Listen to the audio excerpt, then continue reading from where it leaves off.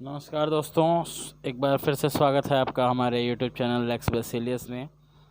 आज हम लोग चर्चा करेंगे भारतीय संविधान के अंतर्गत राज्य के नीति निर्देशक तत्वों एवं मूल कर्तव्यों पर। राज्य के नीति निर्देशक तत्वों को भारतीय संविधान में आयरलैंड के संविधान से लिया गया है, जबकि ब्रिटेन से संसदीय प्रणाली और अमेरिका से मूल अधिकार और पूर्व में जो सोवियत संघ था उससे मौलिक कर्तव्य भारतीय संविधान में हमारे लिए गए हैं।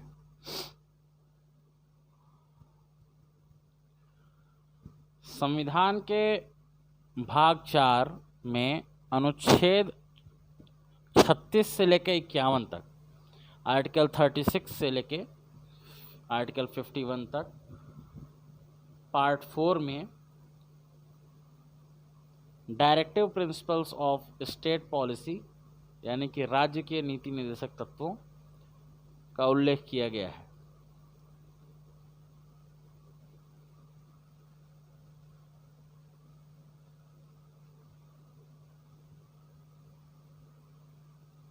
राज्य के नीति निर्देशक तत्व संविधान की आत्मा है,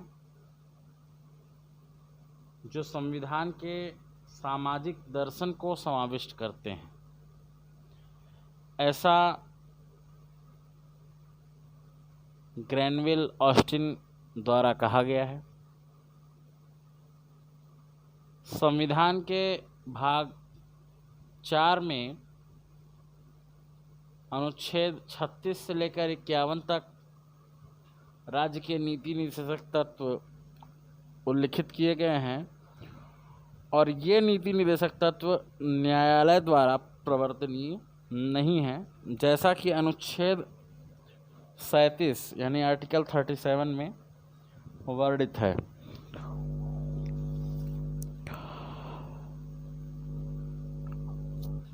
भारत एक वेलफेयर स्टेट के कॉन्सेप्ट पर काम करता है और वेलफेयर स्टेट की धारणा जो भारतीय संविधान में है वो 2 जगह से उभर के आती है।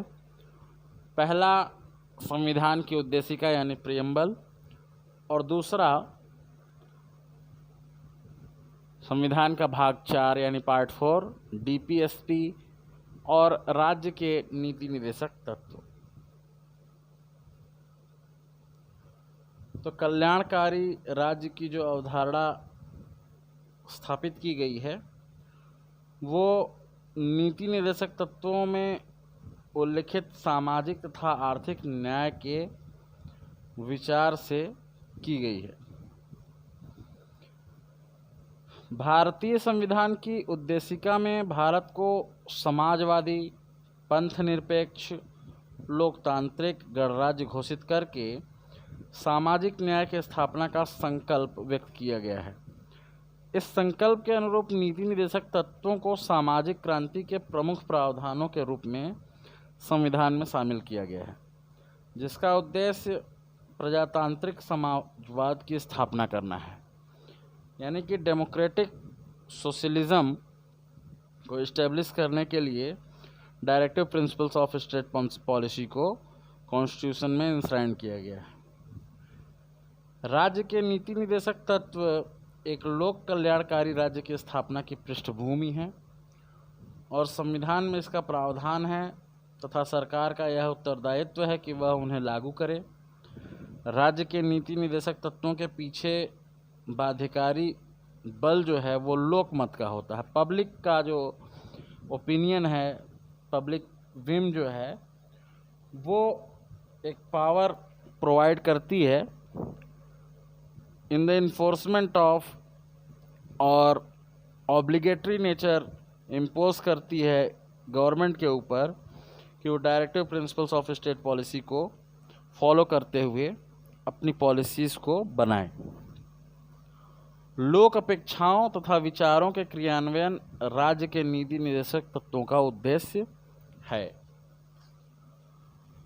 राज्य के नीति निर्देशक तत्वों का संबंध सामाजिक, आर्थिक तथा राजनीतिक तीनों प्रकार के न्यायों से है।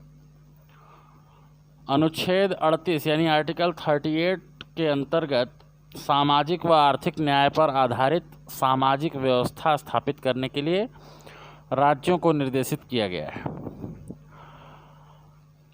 राज्य के नीति निर्देशक सिद्धांत न्यायोचित हैं। ग्रेनविल ऑस्टिन ने नीति निर्देशक तत्व को संविधान की आत्मा कहा है। संविधान का अनुच्छेद 37 यह घोषित करता है कि नीति निर्देशक तत्व या सिद्धांत न्यायालयों द्वारा प्रवर्तनीय नहीं है, लेकिन इसी अनुच्छेद में यह भी स्पष्ट किया गया है कि इनमें निहित तत्व या सिद्धांत जो हैं वो देश के प्रशासन में मूलभूत हैं और विधि बनाने में इन तत्वों का प्रयोग करना राज्य का कर्तव्य होगा। संविधान के भाग 4 में अनुच्छेद 36 से 51 तक में राज्य के नीति निर्देशक तत्वों को समाविष्ट किया गया है और ये ऐसे सिद्धांत हैं जिनके द्वारा राज्य को अच्छा शासन चलाने का निर्देश दिया गया है। लोक कल्याणकारी राज्य की परिकल्पना की गई है। इसमें वे लक्ष्य और उद्देश्य निहित हैं जिनको लागू करने का प्रयास करना राज्य का कर्तव्य है। संविधान के 42वें संशोधन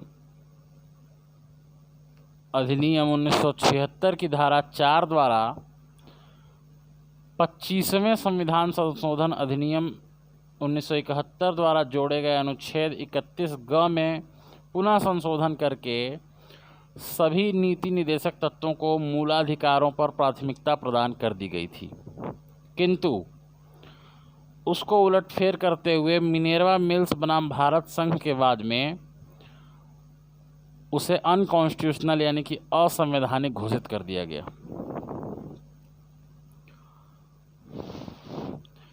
भारतीय संविधान में 42वें संशोधन द्वारा अनुच्छेद 41 क जोड़ा गया, जिसमें उद्योगों के प्रबंधन में कर्मकारों के भाग लेने से संबंधित उपबंध समाविष्ट किए गए हैं। राज्य के नीति निर्देशक तत्वों को लागू करना राज्य का कर्तव्य है। इन्हें लागू करके ही लोक हितकारी राज्य एवं समाजवादी समाज की स्थापना का आदर्श प्राप्त किया जा सकता है। अनुच्छेद 37 के अनुसार भाग 4 में संविधान के भाग 4 में अंतर्विष्ट उपबंध किसी न्यायालय द्वारा प्रवर्तनीय नहीं होंगे। फिर भी इसमें अधिकथित तत्व देश के शासन में मूलभूत हैं और विधि बनाने में इन तत्वों को लागू करना राज्य का कर्तव्य होगा।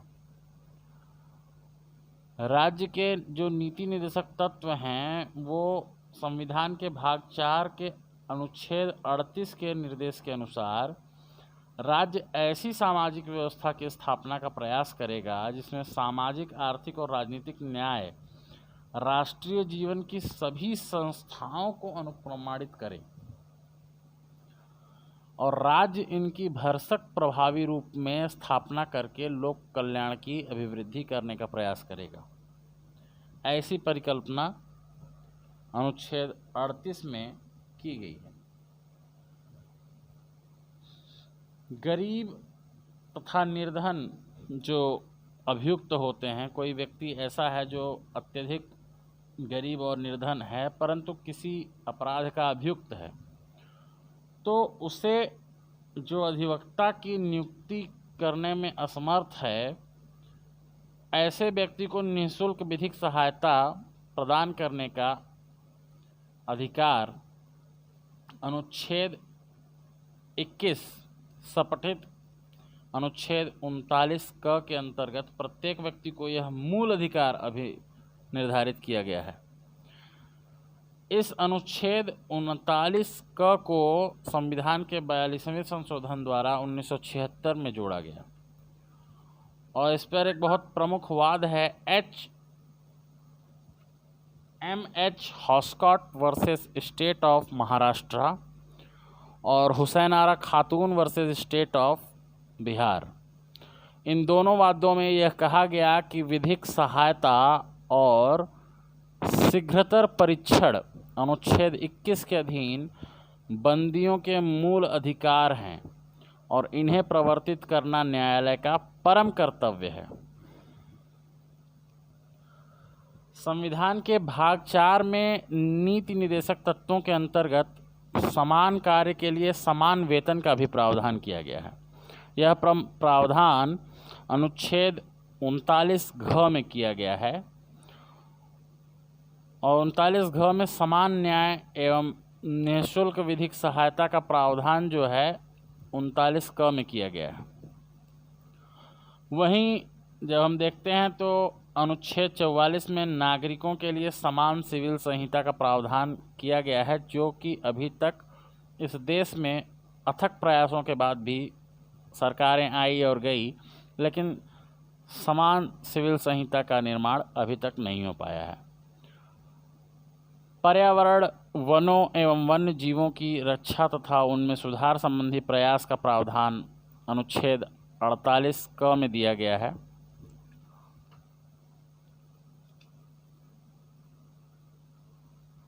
अनुच्छेद 43 में कामगारों के लिए निर्वाह मजदूरी और अनुच्छेद 44 में समान सिविल संहिता। अनुच्छेद 50 में बहुत ही महत्वपूर्ण अनुच्छेद है, कार्यपालिका से न्यायपालिका का पृथक्करण किया गया, दैट इज जुडिशियल पावर का सेपरेशन किया गया है। इससे एग्जीक्यूटिव से एक चेक एंड बैलेंस डेवलप करने का प्रयास किया गया है। निःशुल्क विधिक सहायता, काम पाने का अधिकार, कर्मकारों के लिए निर्वाह मजदूरी राज्य के नीति निर्देशक तत्व हैं, जबकि भोजन, आश्रय एवं कपड़ा पाने का अधिकार नीति निर्देशक के तत्व नहीं माने जा सकते, बल्कि अनुच्छेद 21 के अंतर्गत एक मूल अधिकार हो सकते हैं। 42वें संविधान संशोधन द्वारा संविधान के भाग 4 में अनुच्छेद 39 को जोड़ा गया और इसके अधीन निःशुल्क विधिक सहायता का उपबंध किया गया, जबकि कुछ अवस्थाओं में शिक्षा, लोक सहायता तथा काम पाने का अधिकार अनुच्छेद 41 में वर्णित किया गया। वहीं अनुच्छेद 43 में कर्मकारों के लिए निर्वाह मजदूरी की बात की गई। कुछ मामलों में काम, शिक्षा और लोक सहायता पाने का अधिकार जो है वो अनुच्छेद 41 में बताया गया और अनुच्छेद 40 में ग्राम पंचायतों का गठन किया गया, जिससे प्राइमरी स्तर पर सामाजिक और आर्थिक न्याय दिया जा सके। न्यायपालिका और कार्यपालिका का पृथक्करण अनुच्छेद 50 में बताया गया, जबकि नागरिकों के लिए एक समान सिविल संहिता अनुच्छेद 44 में बताई गई, लेकिन यह गैर नागरिकों के लिए नहीं है। संविधान के 86 यानी 86th कॉन्स्टिट्यूशनल अमेंडमेंट जो कि 2002 में हुआ, उसमें 6 से लेकर 14 वर्ष की आयु तक के बच्चों के लिए निःशुल्क और अनिवार्य शिक्षा का प्रावधान करके अनुच्छेद 21 क को जोड़ा गया और शिक्षा का अधिकार मूल अधिकार बनाया गया। अनुच्छेद 45 में शैशव पूर्व देखभाल तथा 6 वर्ष से कम आयु के बच्चों के लिए शिक्षा के लिए व्यवस्था नीति निर्देशक तत्व बताया गया है। संविधान के अनुच्छेद 40 में ग्राम पंचायत का गठन बताया गया और 73वें संशोधन द्वारा संविधान के भाग 4 में ग्राम पंचायतों के गठन को संवैधानिक दर्जा देकर एक नीति निर्देशक तत्व को वास्तविक स्वरूप प्रदान किया गया।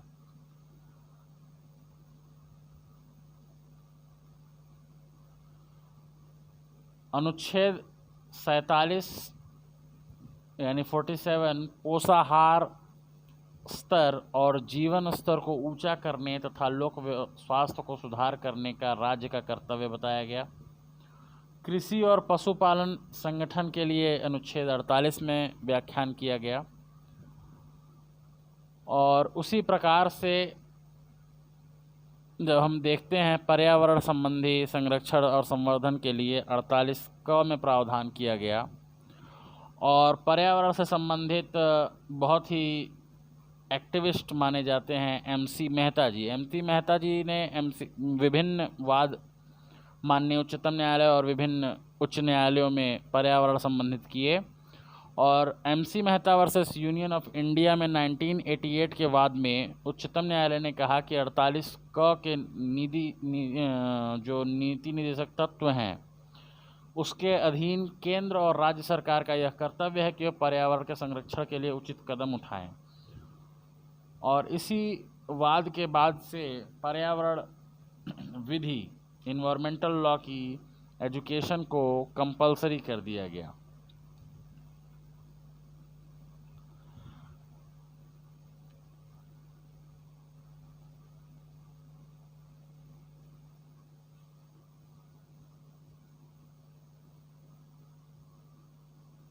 रोमन कैथोलिक पादरी के केस में और जॉन वॉल्टमैन बनाम यूनियन ऑफ इंडिया 2002 का केस था, एक समान सिविल संहिता कानून से संबंधित अनुच्छेद 44 में जो बताया गया है उनका जिक्र हुआ।